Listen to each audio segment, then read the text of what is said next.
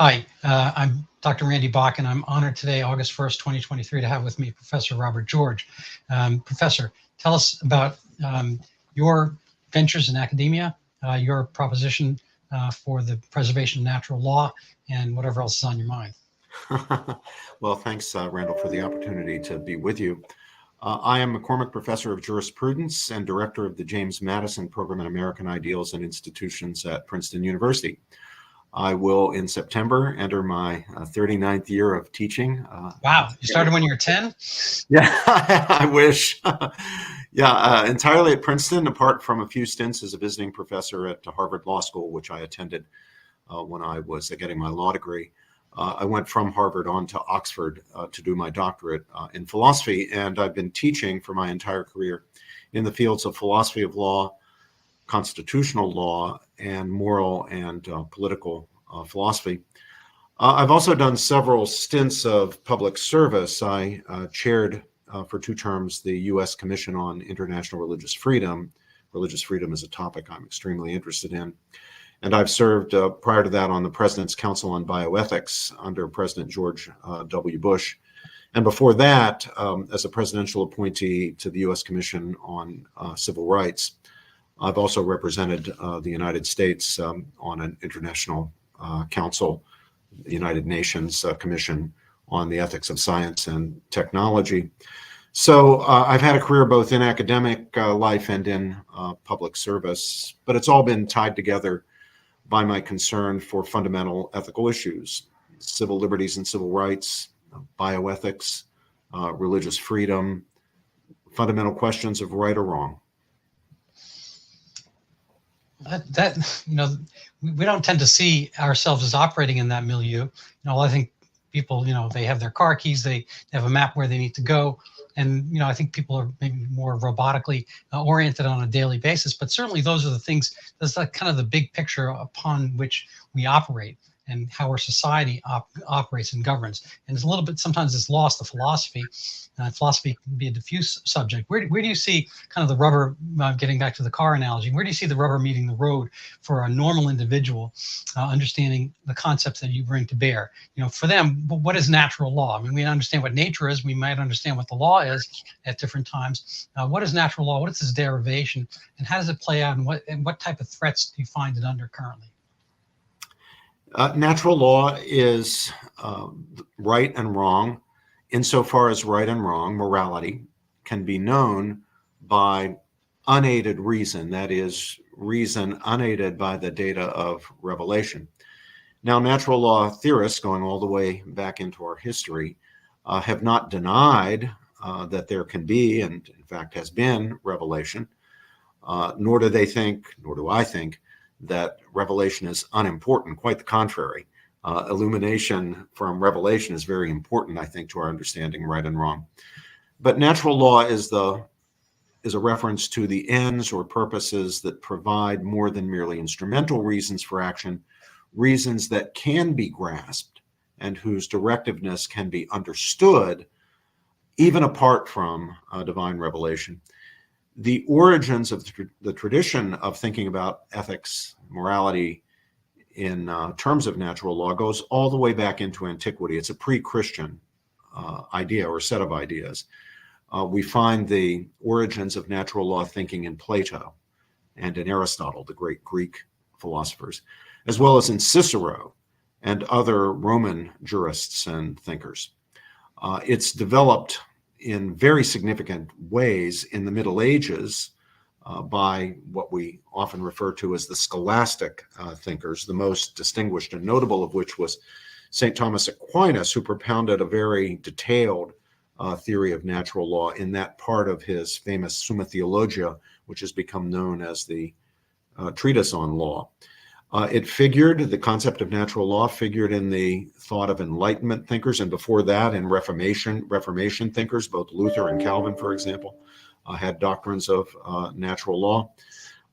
It was appealed to very famously in our own age by Martin Luther King in his letter from Birmingham jail when he distinguished between just and unjust human laws by reference to their conformity to the natural law, that is the moral law, insofar as the moral law can be known by reason, by reflection, by thought, even independently of divine revelation, which again is not to belittle or in any way deprecate divine revelation or its importance.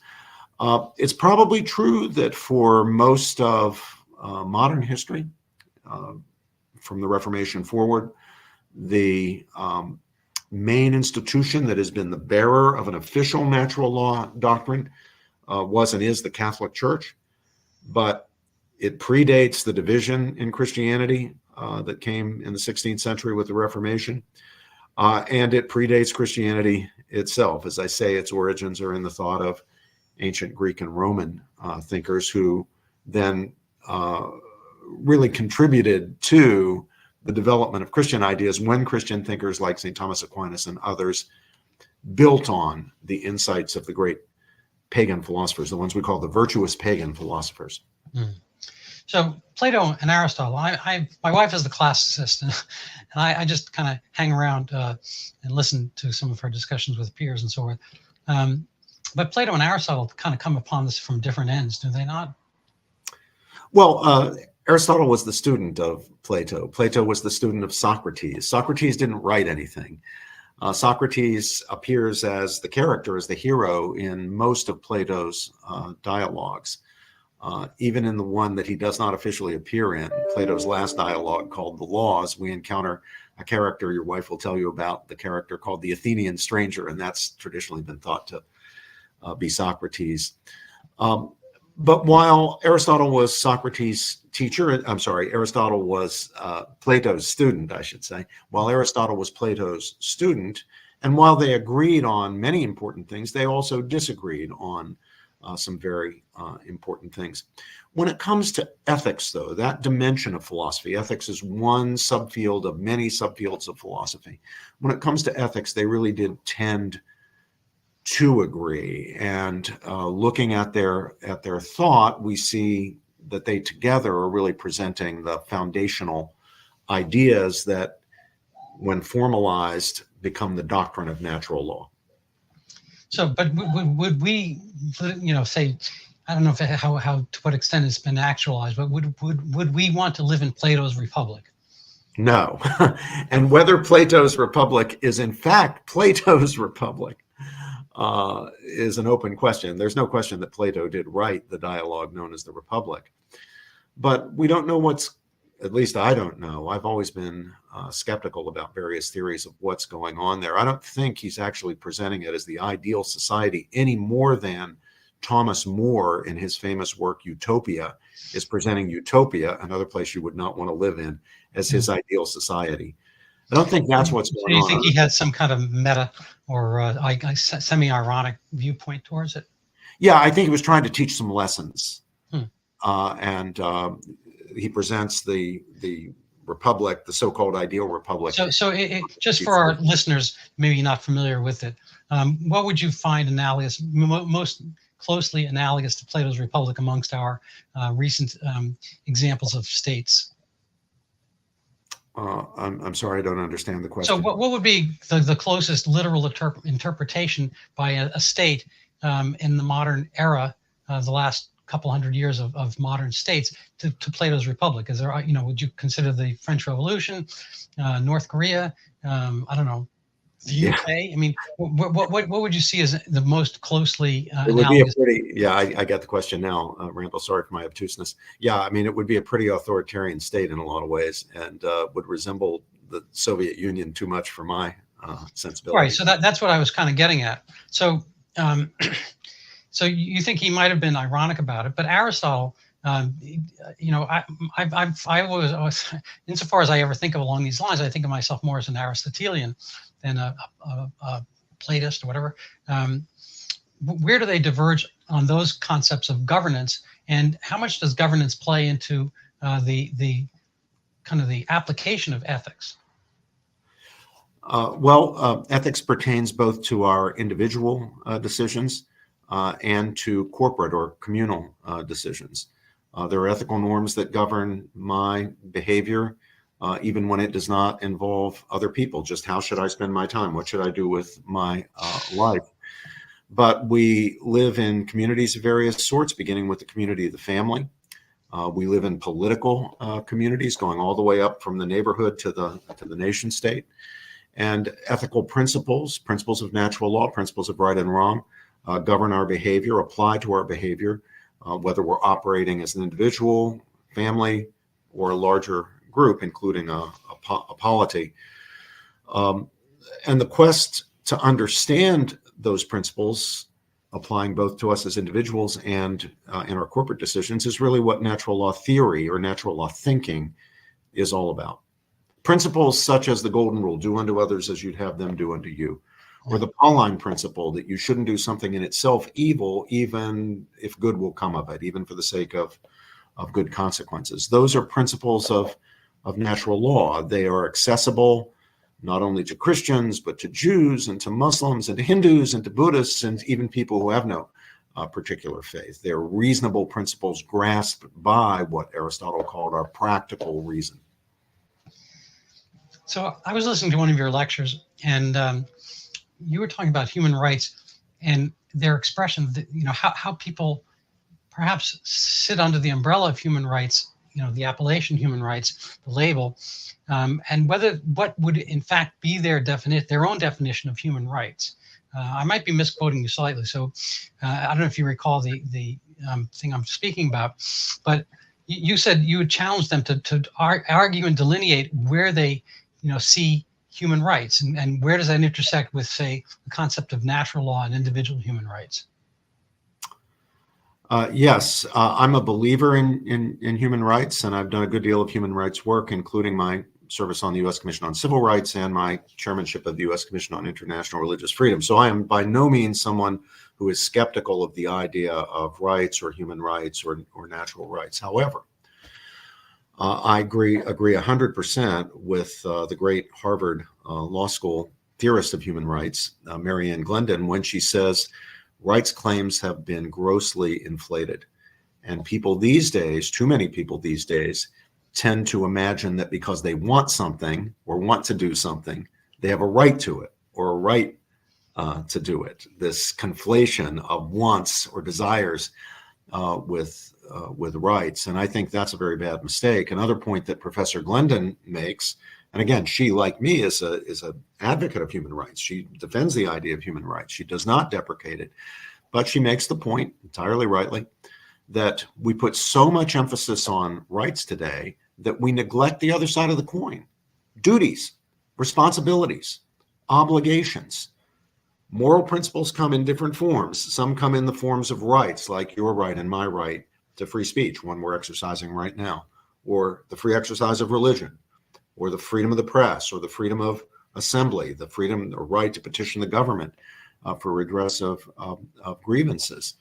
But there are also obligations. We have obligations to ourselves, we have obligations to each other, we have obligations to God. And those obligations are every bit as important as our rights, and our rights are as important as those obligations. In fact, what rights do, if they obtain, is they're the ground of certain sorts of obligations that other people have to respect our rights, and that we have to respect other people's rights. You might be familiar with the writing, at least one book, of the great Viktor Frankl. The book was called Man's Search for Meaning. Have you read that one? I've not read it. I've heard of him, but please elucidate. Sure. Frankl was a Jewish Holocaust survivor under the Nazis. He came to the United States. He wrote this wonderful book. It's short and very readable, and everyone should read it. You don't have to be a scholar. You don't have to be a professor. It's a great book, Man's Search for Meaning. It's about the importance to our lives of having meaning, not just getting ahead, not just getting a good job, not just having money, but having meaning in life. And he discusses the various places we look for meaning, sometimes intelligently and rightly, and sometimes we're looking in all the wrong places and we're not going to find meaning there. But I bring him up because when he came to the United States, he landed in New York, and he was greeted, as all of our immigrants who come to New York Harbor are, by the great Statue of Liberty. And as you can imagine, being a Jewish survivor of the Holocaust, breathing the air of freedom here in the United States, this great land of liberty and opportunity, was a great thing for him. And he loved seeing the Statue of Liberty. It was very meaningful, as you can imagine. But when he was here for a while, he began to think, and I think he's onto something here. He said, yes, liberty is very important.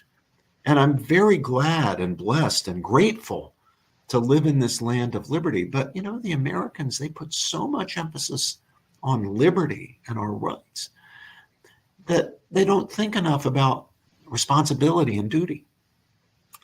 They used to, but they don't so much anymore. They're too focused on me, and my desires and my wants and my rights.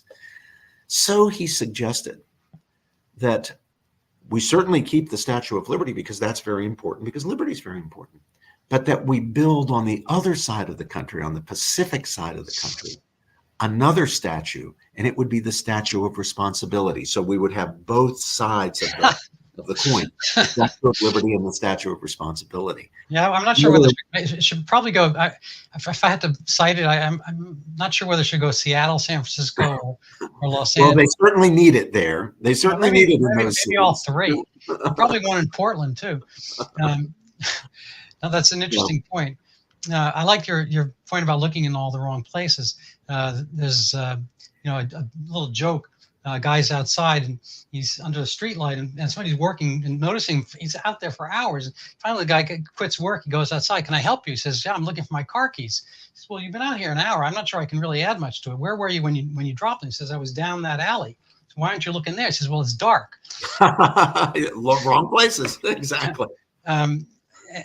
But to get back to human rights, I'd like to hear your definition, but before you do that, my question is, with say, the free market, what's Marx called capitalism, there tends to be a growth that you and I can make a trade, like we're in the NBA, the NFL, or Major League Baseball. We can make a trade. We can both benefit because of the trade. Adam Smith's concept of economics is that both parties benefit from a trade. So you might probably have extra, law books behind you, and I've got, some medical knowledge, and you trade one of your extraneous law books, if there is such a thing, and I give you some advice on your gout, and then we both benefit.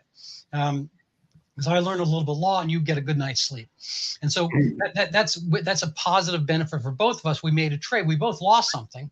I lost a little bit of my time. You lost one of your books, etc. But in rights, my feeling is it's a zero-sum game. And kind of the negative view of capitalism is that, one person gains through malfeasance. The only rich people are there because through theft. I think it's a misconception of what actual is the basis of economics and of free market growth and prosperity and so forth, that we only and always grow through trade and we grow through knowledge. Anyway, so with rights, though, I think it is a genuinely zero-sum game. William Thomas, a.k.a. Leah Thomas's, right to, get on the women's swimming team comes at a price of, ablating women's, records, their privacy, et cetera. And people's conceptions of to bring the great question of our day, what is a woman? And I don't necessarily want you to intone on all those things if you don't feel comfortable, but perhaps just merely on the two questions, what is the definition of human rights, A, and B, is it a zero-sum game? And how do we play those things off? And who decides, how we divvy things up? Okay, well, there's several questions there. First of all, I think it's very important to begin with the point that I've already made, that we must avoid conflating rights with wants or wishes or desires. To desire something, to want something, is not to have a right to it. It's a completely different question whether we have a right to it. Will Thomas or Leah Thomas, or whatever you want to call that person, has no right to be competing against women. He was, as I understand it, ranked somewhere in the 300s or 400s in his swimming events. When he was in the male competition, he decides that he is, in some internal sense, female. They allow him to participate in the women's competitions, and now he's number one. and he's breaking all the women's records. And we've seen this with other people in other sports. We've seen women's private spaces, locker rooms, shower rooms, shelters, prisons invaded, I'll use that term, by men who, quote, identify, unquote, as women. And it's not fair, and it's not right. It's not right, and nobody has the right to do that. And that's because there are very good reasons, conclusive reasons for protecting women when it comes to sports competition, when it comes to shower rooms and locker rooms and bathrooms and shelters and prisons. Bad things happen to women when males invade those spaces. And women have a right to be protected against those bad things, and a right not to live in fear of those bad things happening. So let's get that straight right off the bat. Rights, in my judgment, are principles that protect people's goods. And by goods, I don't just mean material goods. Mm-hmm. I mean the aspects of human well-being and fulfillment that are constitutive of us as human beings. Goods like friendship, the pursuit of intellectual knowledge, beauty, justice itself, human dignity, and so forth.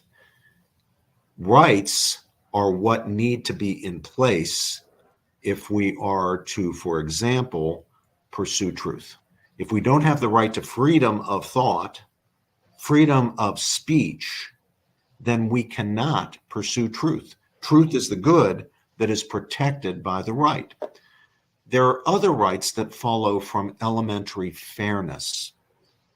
We all have an obligation to treat each other fairly. That obligation, looked at now not from the perspective of the person who has the obligation in this context, but from the beneficiary of the obligation, is a right. If it would be unfair of me to steal your medical books, which it would be, then you have a right in virtue of that obligation I have in fairness to you that I not steal your book. So again, rights and obligations have to be understood together. And rights protect goods, including the good of fairness, but not just the good of fairness, goods like truth. You see what I mean? And take another good. Let's say the good of religion. That is the good of getting ourselves right with God. The good of asking the great questions of meaning and value, answering those questions honestly without wishful thinking or saying things that you think other people won't want to hear or whatever, and then living with authenticity and integrity in light of one's best judgment. That's how you begin to participate in the good of religion. And if you're going to do that, you need the right to the free exercise of religion. Without that right, those goods cannot be pursued and cannot be realized. In the Soviet Union, under Nazi Germany, in the regime that too many people would like today, people's right to freedom of religion would be I think Hillary was willing to accede to the right to worship. Yeah, the right to worship, but not the free exercise of religion. And what's the distinction? Where would you call the distinction there? Well, the right to the free exercise of religion is much more comprehensive than the right to be in the mosque on Friday or the synagogue on Saturday, the church on Sunday, or to say your prayers before dinner or on your knees at bedtime. It means that you recognize that religion pertains to the whole of life, and that religion can and should and must be allowed to inform our activities as citizens, where we enter public life, whether in our commercial activities like the baker or the florist or the website maker, or our political activities, like when Martin Luther King enters the public square fully clothed in his Christian faith as a Baptist minister and drawing on the principles of his faith, advocates for the elimination of Jim Crow and the ending of segregation, for his conception of human rights and human dignity, a biblically informed conception. So he's taking his biblically informed principles of justice and morality and bringing them to bear in the public square. Hillary Clinton's limitation of religious freedom to the right to worship would silence Martin Luther King's witness in the public square. Now, who's for that? Mm-hmm. But Hillary says that because she doesn't really want to protect the baker or the conservative Christian who wants to come into the public square and advocate for the sanctity. Or the nuns who have to contribute to abortion. Yeah, exactly.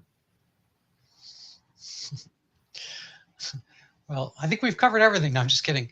I actually would like to come back to some of these concepts, but right on the top of my mind is your place as a professor. I mean, I love what you say.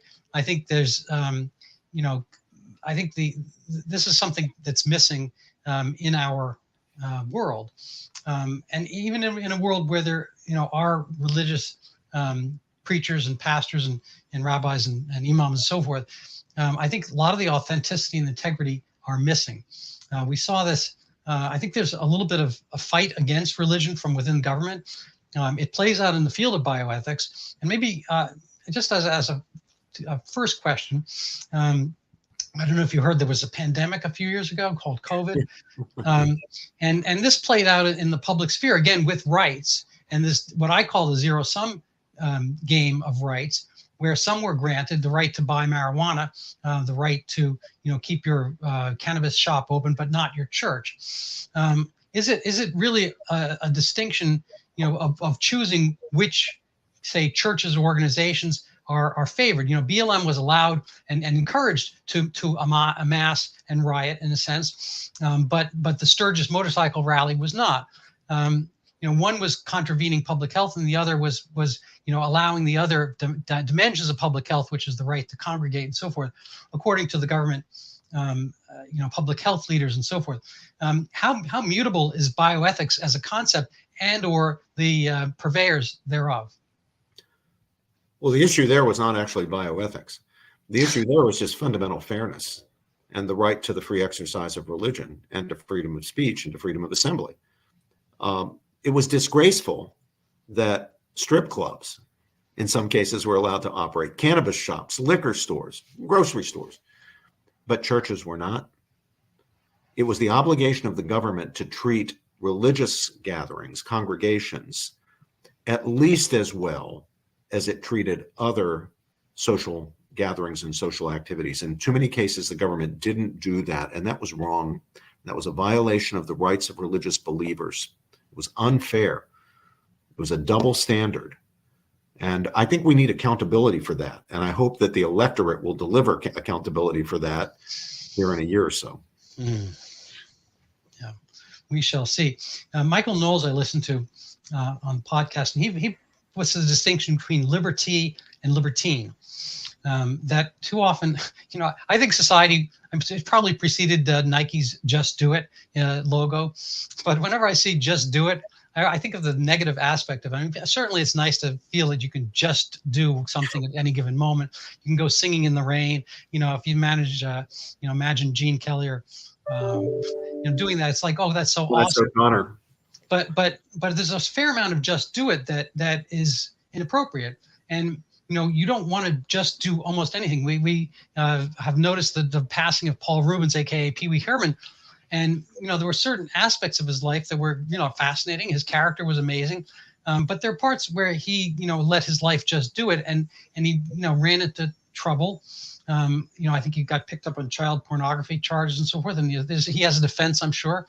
But there's a blurring of the lines that we see between liberty and libertine, and one man's liberty to do whatever he wants, when it verges towards libertine, necessarily it seems catches on the rights of others.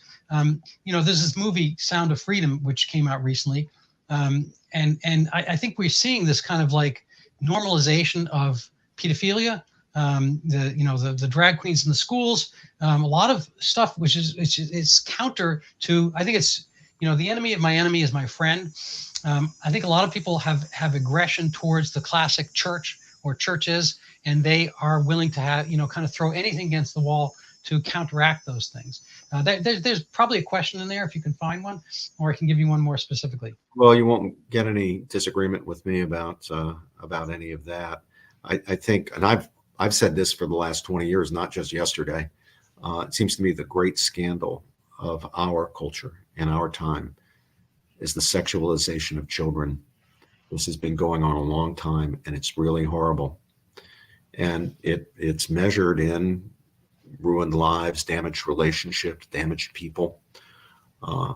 I don't know who came up with the idea that you could have a society in which pornography was ubiquitous among adults, and somehow that was going to have no effect on children. Whose idea was that? That you could just create this wall, and children wouldn't have access to it, so therefore they wouldn't be affected by it, and adults could wallow around in as much porn and smut as possible. That's just stupid. Yeah. Not reality. Anybody who knows anything about human affairs knows you cannot shield children from cultural forces in that way. But that's what our society tried to do, and it's tragic. Yeah. And you now see it even more boldly, the sexualization of children, even by educational systems. Doing sex ed, indoctrination. Yeah, it's not even sex ed. It's a certain ideology in kindergarten and first and second grade. And when people push back against it, like Governor DeSantis in the Florida legislature, then they get accused of censorship, and they get accused of saying this, the Don't Say Gay bill and all that kind of stuff. Well, we should not allow ourselves to be deterred by this. We need to protect children. And that's going to require sacrifices among adults. And we need to be able to make those sacrifices for the sake of children. Nobody has a right to pornography. Let's get rid of that idea. That's not actually what the First Amendment. I understand. Society somehow managed to do fairly well without it for long periods of time. Yeah, it did, didn't it? You can't completely eliminate it. All societies have some element of it, but you can certainly control it, and it doesn't have to flourish the way it does here. And then subjecting children to drag queens, sexualized men living, female fantasies. I mean, that should be no more acceptable than blackface routines. It's just as insulting to women, to decent women. Yeah. It's portrayed in this overly sexualized way with enormous breasts and terrible makeup and bright lips. No, it's kind of funny. The one thing, I mean, your sex is, as far as like, every animal out there, there's bunny rabbits in my yard, and I think they pretty much have it down, male, female, and so forth, and almost literally, the birds and the bees and whatnot. All the animals pretty much have this set. I'm not sure there are races between bunnies. Whether they see themselves as the Eastern Massachusetts bunnies versus the Western Massachusetts, or some darker skinned, darker furred bunny rabbits. But so oddly enough, color is fairly, mutable, and ethnicity is fairly mutable over time.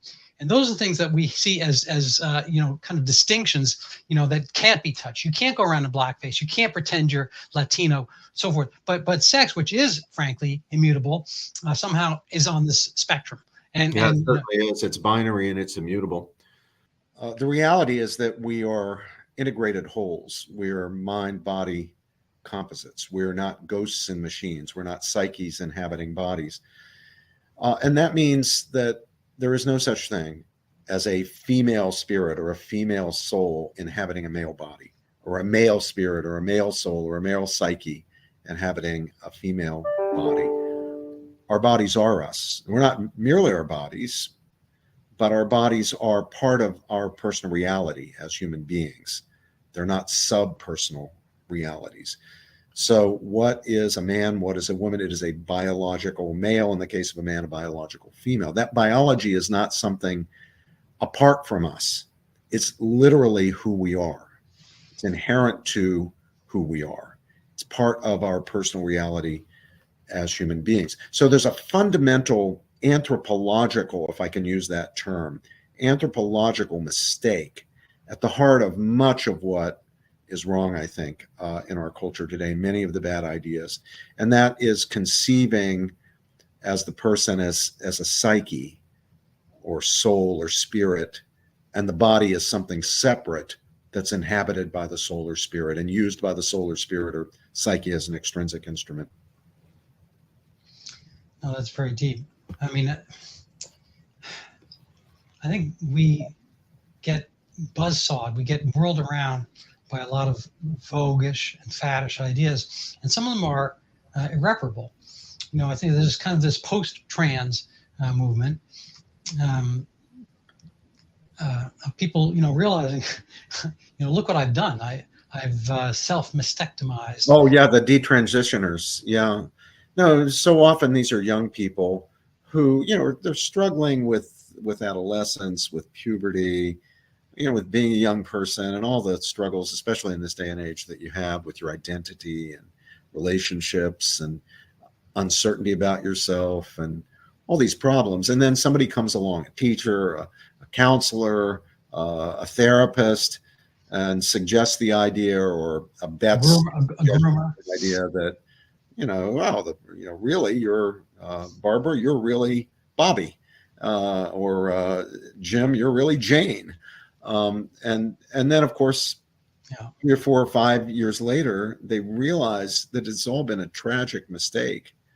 And people like Chloe Cole and others are now stepping forward to tell their stories. These are the so-called detransitioners, and to rightly hold accountable those who misled these young people into these terrible, terrible, tragic, and irreversible decisions. I had somebody contact me about a year ago about a teenage child, and she wanted to see a therapist, and this person was out of state, and the potential patient was in Massachusetts. She said, "Could you find me a therapist who's not in line with this current, transitioning gender ideology, a psychologist?"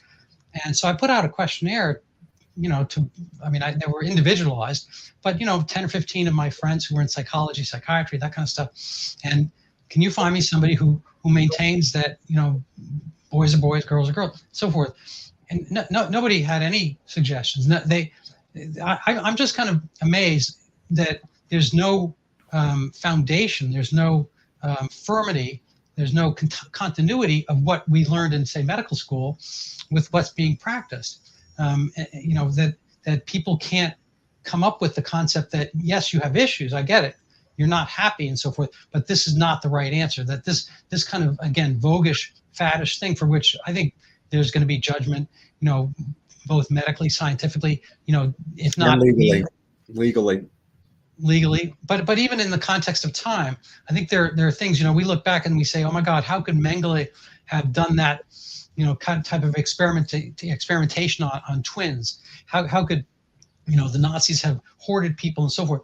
But I think there are lots of other, slavery, how could we have had slavery? But I think in the context of time, perhaps, 100 years hence or whatever, a different age and era, and cross-culturally, people, will say, how could you have aborted, somebody, a baby born,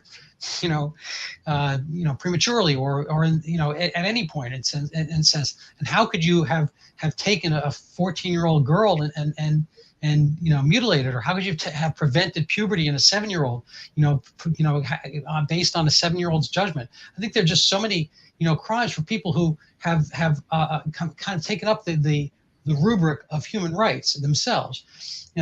So the question I would have is how is it that the institutions are so, they're very bureaucratic and doctrinaire in so many things, and yet they're so instantly changeable, the faces they present and the science they present, quote unquote, in how they do things. You're in a university. What have you noticed within the Princeton, faculty and or the dogma that they present, and how has it changed over the decades? Well, one of the least pretty parts about our species is that we are very prone to fads and fashions and fancies.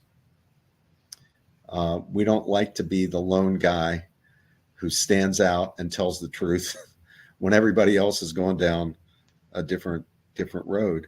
I think if you checked with your friends, especially in psychiatry, and maybe had a relaxing evening, had a drink or two, I think what you'd find is a lot of your friends in the psychological health area know that this whole transgenderism thing is a mistake. They're not all dogmatists and ideologues. They see it, they get it, but they're afraid to speak out. They're afraid to dissent. They're afraid to be an outlier. Who wants to suffer the consequences of opprobrium and possibly even professional discipline as a result of telling what you think the truth is? Yeah. And I don't think you need to go, Randall, to Mengele and the Nazis. You can go there. There are much more proximate examples nearer to us and some very near in time. How about the whole lobotomies thing? Do you remember that? You know, Well, I would remember if I hadn't had my own lobotomy, I would remember that. how many unnecessary lobotomies were performed when that became a medical fad, a medical craze? Or think of recovered memory. Remember, you had to believe in recovered memory. Well, you have to believe all women now. And now everybody knows that the recovered memory thing has been utterly discredited. But at the time, it was only a few brave people like Paul McHugh at Johns Hopkins, the great psychiatrist, who's now speaking out against the transgender fad. Mm-hmm. It was only a few like Paul McHugh who would speak out against the recovered memory thing. Think of eugenics. Eugenics wasn't just a Nazi thing. The Nazis didn't invent it. It was invented by the progressives, the liberals, you know, the right, so-called right-thinking. Well, then Margaret Sanger was educated, well-educated. Sanger was into it up to her ears. A lot of other people were. The Nazis just took it and ran with it. Woodrow Wilson was. Wilson, Oliver Wendell Holmes, you know, the great and the good, the great progressive liberal establishment was behind it. And at the time, they would denounce anybody who would not go along with it as retrograde, religious fanatics, hillbillies, fundamentalists. We're seeing the same thing again, and it's not a pretty part of the human species. We tend to go along with these fads and dogmas and things like that, and people are generally unwilling to speak out even when they know better. Now, of course, the other thing is we're fallible. We human beings, we make mistakes, we get things wrong, and you know we need to. Present company excluded. I mean, yeah, well, all of us are made out of the same stuff, and so we need a little intellectual humility. And we need a lot less hubris. I think a lot of what has driven errors in biomedical science, a lot of what's behind the fads is a kind of hubris. And the less of that, the better. So I'm Jewish, and I grew up, you know, in the Episcopal branch of Reform Judaism. I go to an Orthodox synagogue now, and I'm not strictly Orthodox, but you know, there was through my schooling and so forth, there was always imparted the concept that, you know, religion is retrograde, and that science is progress, and science is truth, and you know, it does science that, you know, you can't have this, you know, Earth created in 7 days and the Big Bang theory, so forth. You can't have the heavens and the universe, say, at the same time. But I found lately that, you know, frankly, the Catholic Church is a little bit better with science than a lot of the scientists. And you know, so to quote Saturday Night Live, what's up with that? Like, how is that? I mean, could you explain that to me a little bit? Well, scientists are given to fads and fashions too. They're made out of the same stuff the rest of us are made out of. They're just as fallible as the rest of us are. We can get things wrong. We can get on the wrong path and become very dogmatic about it. Being Jewish, you'll be familiar, I think, with my late beloved friend, Rabbi Jonathan Sachs, the chief rabbi of Britain. He was a wonderful thinker and a great man, dear friend of mine. And he had it's an oversimplification, but he's getting at something when he talks about the relationship of science and religion and says, science takes things apart to see how they work. Religion puts things together to see what they mean. And you need both.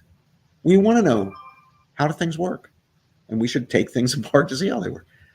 We need to know what do things mean, and we should put things together to see what they mean. There's no conflict between science and religion. Great thinkers from antiquity forward. Aristotle was the greatest scientist of his time. Going all the way forward to Rabbi Sachs or the Rav, Rabbi Joseph Soloveitchik. These are people not anti-science. The popes, the modern popes, they're not anti-science, quite the contrary. The guy who developed the Big Bang theory was a Catholic priest, Georges Lemaitre, a Belgian physicist Catholic. Wasn't Mendel? Gregor Mendel was a monk, father of genetics. You know, Yes, I mean, this is idiotic.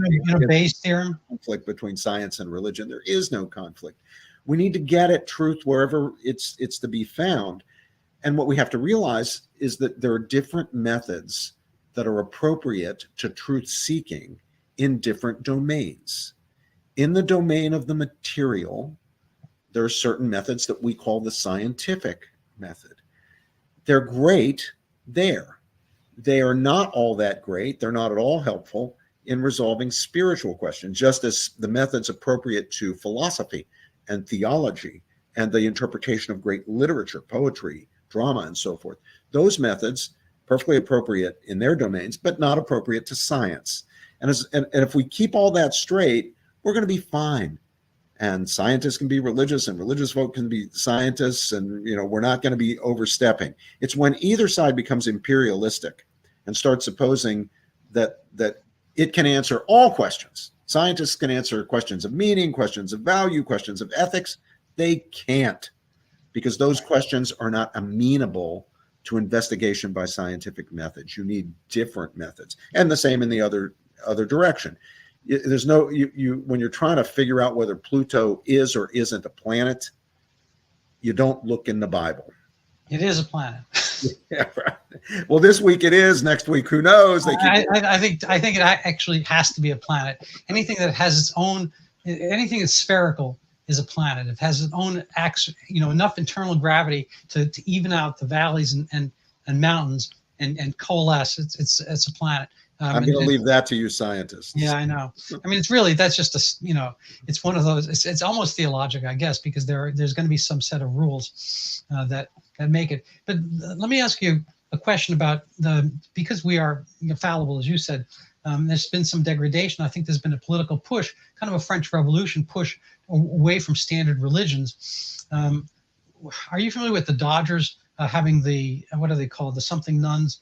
The Sisters of Perpetual Indulgence. That was a disgrace. And then there was Sam Smith at the Grammys or something like that with the devil worship thing. And Satanism. Is Satanism a religion? No. Can it be covered under the same concept? How do we sort these things out? And where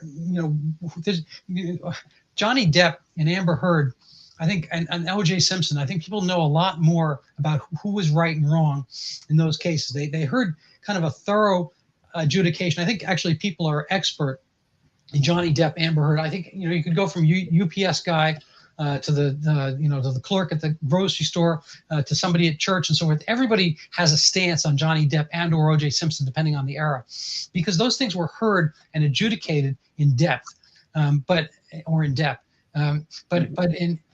for most other issues, people are like, oh, I don't have time for this. And so how do these things all get played out? And what do you think about the as you call them, the Sisters of perpetual indulgence? Perpetual indulgence. But are those churches, is woke a church? And what happens when the churches stop being and religion is subverted and we follow on a different path? I mean, how does that all play out? I don't know if you have, if that's a question or if you have an answer. Well, not only is that a question, I think that's about 26 questions. Which one do you want me to answer? You want to begin with the Dodgers? Yeah. The Dodgers behaved disgracefully. That was easy. It was an insult to religious women who dedicate their lives to God and to helping other people. Nuns all over the world, as teachers, as healthcare professionals, as people who comfort the sick and dying. Think of Mother Teresa of Calcutta and the sisters of her Sisters of Charity. I mean, to insult religious women in that way, to insult Catholics, to assault people of faith generally, on the part of the Los Angeles Dodgers, that was really disgraceful. Would they, for a minute, have done a blackface routine? Would they have rewarded people, given an award to a blackface troupe? Well, if you're not allowed to do that, which you should not be, I mean, that's disgraceful, then you shouldn't do that to religious women. You shouldn't do that to nuns. You shouldn't do that to religious people, to the Catholic Church or people of any other faith, whether they are wearing Islamic women wearing hijabs, Orthodox women. That's actually that would have been interesting if they had done the imams of perpetual. That would not have ended well. Rightly, they would have been called out for the disgraceful conduct, and they should have been called out by more people than did call them out for this insult to religious women, to nuns, to sisters. So that's number one. Is Satanism a religion? No. Religion is concerned with trying to understand the ultimate good. Satanism is by definition the opposite of that. It's trying to unite with evil. It's whatever the opposite of religion. Not only is it not a religion, it's the opposite of a religion. Number three, is wokeism a religion? Well, wokeism is a pseudo-religion.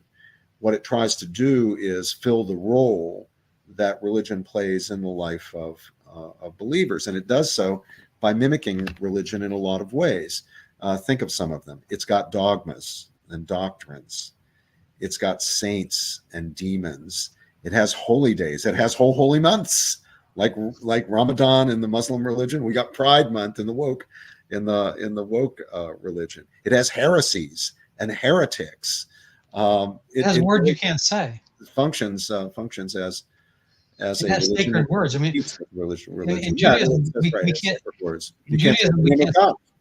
Yeah, in Judaism, we can't say the name of God, and in wokeism, you can't say the wrong pronoun. Yeah, exactly. So yeah, I mean, it functions as a religion. It's a pseudo religion. It has an ideal of social justice, which in itself is a good thing. We should all want justice, including social justice, not just justice in our individual relationships with each other, but our society should be a just society. We're all for that, but it's sure got a misguided idea of the content of social justice, pitting people against other people constantly, turning the whole of social analysis into imagining that one class of people are the oppressors and the other classes of people are the victims. This is bad. Yeah, I mean, that I think all comes out of the Marxist dialectic. No question about it. I think we saw a trend from international. The Soviet system is for the workers of the world unite as international socialism, and then the Nazis tried. Mussolini, I guess, first tried national socialism because the workers of the world didn't unite. They had different languages, different cultures, different interests, and says, screw that. We're just going to go based on a national socialism, and this is finding different ways to divide people. So then it was nation versus nation, and ethnicities against each other. Yeah. Now we Marxist categories were the bourgeoisie and the working class. The working class was being oppressed by the bourgeoisie and the petite bourgeoisie, and the revolution would come when the internal contradictions of capitalism forced the capitalists to be so harsh against the workers, the proletariat, that the proletariat would have nothing else to lose, and they would rise up in revolution and so forth. The permutation of that in wokeism is, since the working class has refused to cooperate with Marx's idea, they don't want a workers' revolution. They like having homes that they own and cars that they own, and kids getting to go to college and stuff like that. They bought into the so-called capitalist system. Capitalism, as you pointed out, was Marx's term. You need a different set of classes, and here it's whites on the one side and blacks or BIPOC people, black indigenous people of color, on the other side. But it's that same pitting of classes against each other and seeing history as, in a sense, the conflict of between the members of the different classes. Wokeism has abandoned the classical Marxist idea that economics is the base and culture is the structure. They've sort of reversed it. So culture is the base and economics is the superstructure. But it's the same basic idea of conflict driving everything else. I like to segue as we head towards the home stretch here to the colleges. I mean, my recollection of the etymology of colleges is collegare, to kind of, I don't know if it's read together or dispute together, debate together. But it's this concept that you are doing something together, A, but B, you're working out ideas. You're reading, you're learning, you're arguing those ideas. Is the college a place for that? I'm not sure what the etymology of university is, but you're on campus and you've been on campus for a while. I haven't been. I go back for my Yale reunion here and there, and I've been disappointed by a lot of things that are happening on campus. I ran into President Salovey 1 or 2 reunions ago, and there was stuff going on at that time, and he kind of fobbed it all off. He got very seriously lampooned in a wonderful, wonderful book which I recommend, called Campus Land by Scott Johnston. And I had him on my show a month ago. It's an awesome book. Takes place at a mythical college. But you might if you have time for that kind of thing this summer, you might find time for amusement. Anyway, what's going on with college? It's not, the workers of the world may not have united, but it seems like the students within the universities have. And is this productive? What happens in the university? Where does it go? How do people go for genuine learning? I feel as if kind of in the post-Sputnik era, I thought it was the norm, but it seems like as if I grew up in a meritocratic era where, if you had good scores, you got in, and people wanted you to do well, and if you didn't do well, you'd get booted. If you cheated, you got kicked out, all that kind of stuff. What's up with that? Again, my favorite question. I get to teach what I want at Princeton. We have the University of Chicago free speech principles to protect us, so students, faculty, and staff alike. I say what I want. This will be broadcast, and people will hear me saying these things, and if they don't like it, they have to lump it because there's nothing they can do. So my free speech is protected. I'm grateful to Princeton for that.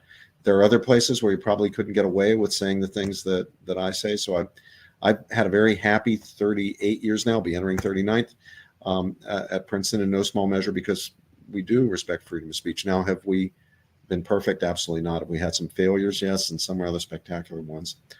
But I know that on our campus, it's not just my program, the Madison program, but there are other places on campus where the kinds of discussions that you're talking about that are at the essence of what a college or university should be are taking place.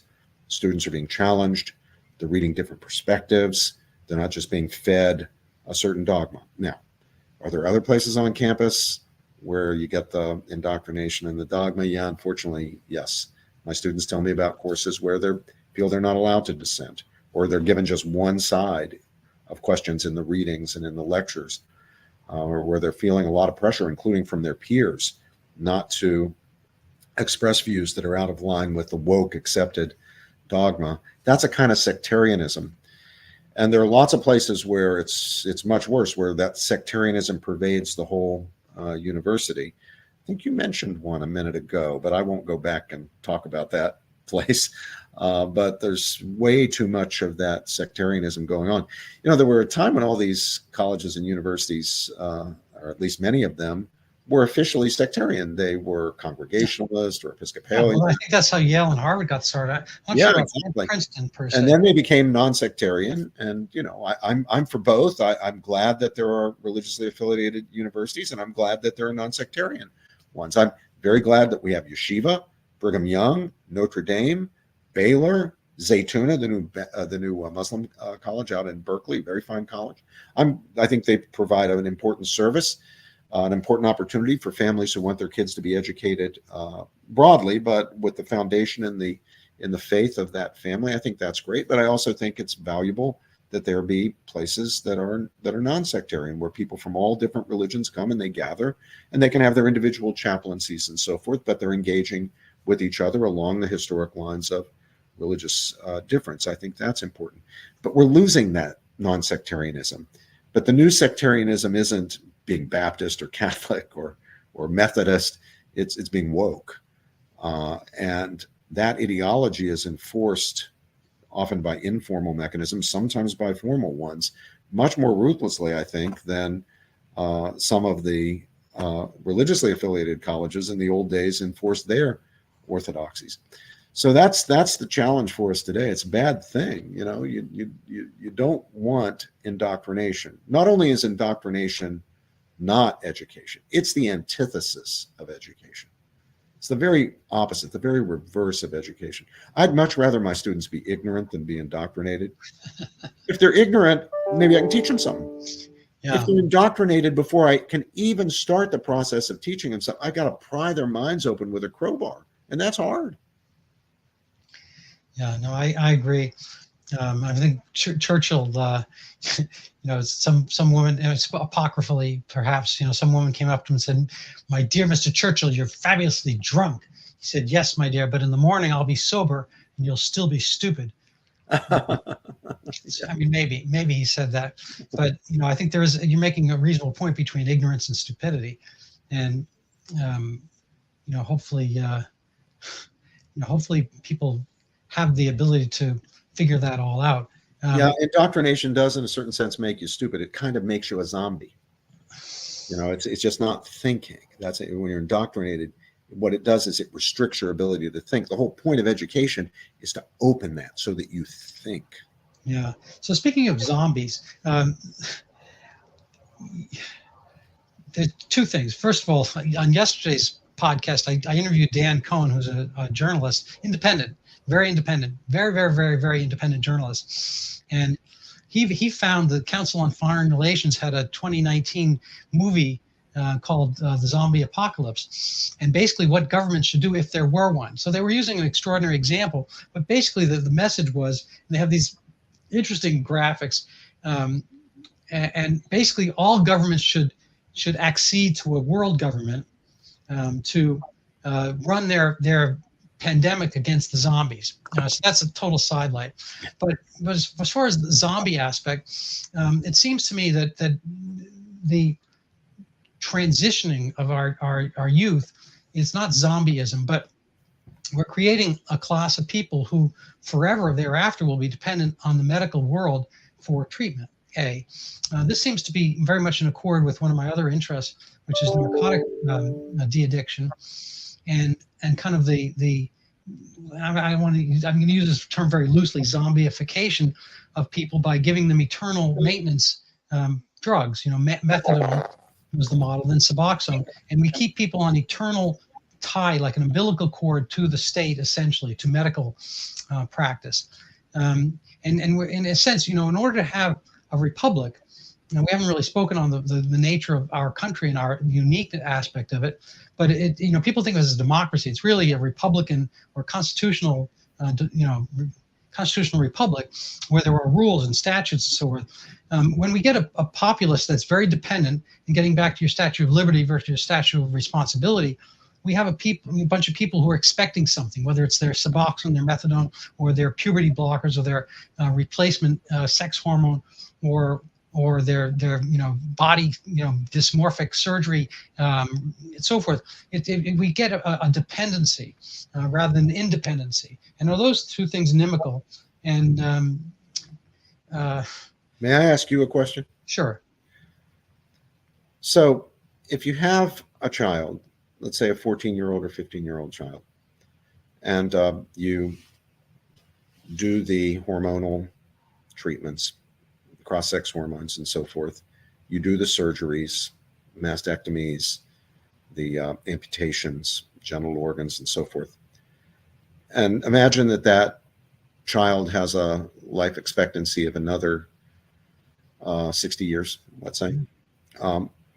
What's that individual worth to the pharmaceutical industry? Is that $1 million? Is that $1 million? Easily. And then it's not only that, but the psychotherapeutic community, because this is always going to be a square peg in a round hole, or vice versa. And it's going to need, there's going to be a fair amount of therapy going on. Maybe that would have happened anyway, but I think people outgrow their certain issues. I think I'd like to have a show of hands in our audience. Who wasn't an awkward teenager? I mean, everybody's awkward in some way. Maybe sure. Yeah, you're going through. Even Tom Brady was an awkward teenager. If you look at him at the draft combine, he was an awkward guy. He was gangly. He's awkward. People come into themselves, no pun intended. Over time, they become themselves, and they find God. They find all kinds of things. George W. Bush, was a self-admitted alcoholic, maybe cocaine head, so forth. He found God, and he changed his life. People can change what they're doing. My theorem of addiction, and I actually, I faced the wrath of the board. I was suspended in 2014. I lost basically a 30-year medical practice because a narcotic addict got angry at me, and the board went with the narcotic addict's vindictive, vengeful lies over my practice. But the essence of it was that I was treating addiction not as a disease but as a trauma. Addiction's bad, and people, drug addiction, and it can kill you, so forth. It can change your life and so forth, but it's not immutable, and it's not a disease the same as diabetes or cancer or whatever. You need some of your own volition to get into narcotics. It doesn't happen in every society. There's very little Mormon heroin addiction. There's very little heroin addiction at different times. So where the heroin hadn't been invented, a few hundred years ago, there were no heroin addicts. And so, to treat it as a disease is a separate issue. But I understand when you speak out, you become the nail that gets hammered. And I was. Part of the rationale I do these things is I think it's important to spend our time, bringing out the truth. But as far as the answer to your question, yeah, it's a fortune, and a lot of these things. I mean, I have my own little standard called cui bono, which is who benefits from these things. Yeah, follow the money. Is it the narcotic addict? When you diseasify a narcotic addict, you say, you know what? You started heroin at 15 or 18, whatever, and now you're 22. You can never stop doing this. We're going to give you methadone for life. That is not in the Jordan Peterson sense, finding yourself. I mean, this is not, the only decline, this is again off topic, I apologize, but the only decline in the opioid epidemic that's occurred over the last 40 years was during the Trump years, and he didn't even pay any attention to it per se. You never heard the words come out of his mouth about the opioid epidemic. What happened is the opioid addiction went down because the middle class of middle America, or the lower middle class of middle America, had jobs. There was a return to some industry. There was a good economy. People had hopes and aspirations, and guys, when they have that and they can buy a motorcycle or support a wife, so they don't need the heroin. They don't want the heroin. They don't want to self-destroy. When people can self-aggrandize and self-improve, they don't want to self-destroy. And so aspirations are very important. Again, we're meaning-seeking creatures. Yeah, no, I exactly. We cannot live without hope or without aspiration. We will sink into addiction. It could be sex. It could be narcotics. Absolutely. Obsessions. Yeah. It's just it's the way we are. We're going to be the one or the other. We're either going to be finding meaning where it can be found, or we're going to look for it in all the wrong places. Yeah. Doctor, I'm going to have to run. Yeah, absolutely. So this was wonderful. I just want to close by putting up your Twitter page so people can find you at the very least. Yeah. That was actually one of your videos. I take that back. Oh. Here you are on Twitter. Robert George the McCormick Professor of Jurisprudence and Director of James Madison Program on Ideals and Institutions, Princeton University, and the banjo. I didn't know that. And if you want to help support my podcast here, listeners, you can buy my book. You can, as an extra bonus, you can read it. And there's a picture of me on the cover. It's over turning Zika, the pandemic that never was. And people may have forgotten about this, but there's a lot of aspects to it that are redolent of our more recent pandemic and the way it was misused politically. In this case, it was promoted within Brazil, oddly enough, even before it occurred, so they could bring equity and money to the north. They were looking for a virus, chikungunya actually, and they discovered Zika instead. And then once it was tied to microcephaly, it was used by the political left to overturn the abortion statutes in Brazil and throughout Latin America. So a lot of times there were secondary interests at play, and it was misused politically. Anyway, that's all I'm going to say. I'm going to let you go. Thank you so much, Professor George. Thank you, Randall. For joining me. And I'm thoroughly honored that you were here, and I enjoyed our conversation. Thank you. See you again.